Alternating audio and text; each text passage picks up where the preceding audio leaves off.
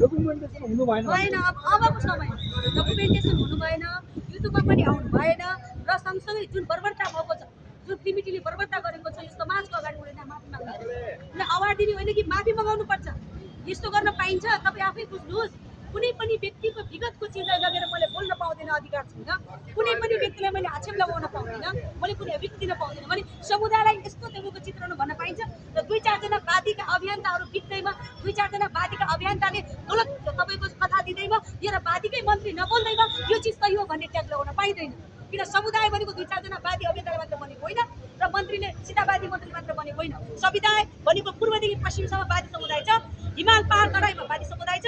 कुटिर नपरोस्, हामी संवेदनशील भएर, किन र समुदायको मुद्दा हेर्नलाई एक रोशनीवादी एक्लो छैन। पुरा पूर्ण समुदाय, जो समुदाय इमान्दार छ, जो पैसामा बिकेको छैन, जसले न्याय खोजिरहेको छ, जसले पनि अहिले पनि तपाईँको सङ्घर्ष गरिरहेको छ। वादी समुदायले अहिले पनि पेट पाल्नलाई मादल बनाएर सङ्घर्ष गरिरहेको छ, बाल्लो चाली सङ्घर्ष गरिरहेको छ, तपाईँको सुलपाचिली बनाएर सङ्घर्ष गरिरहेको छ, माछा जाल बुनेर सङ्घर्ष गरिरहेको छ होइन। तर इज्जत बेचेको छैन।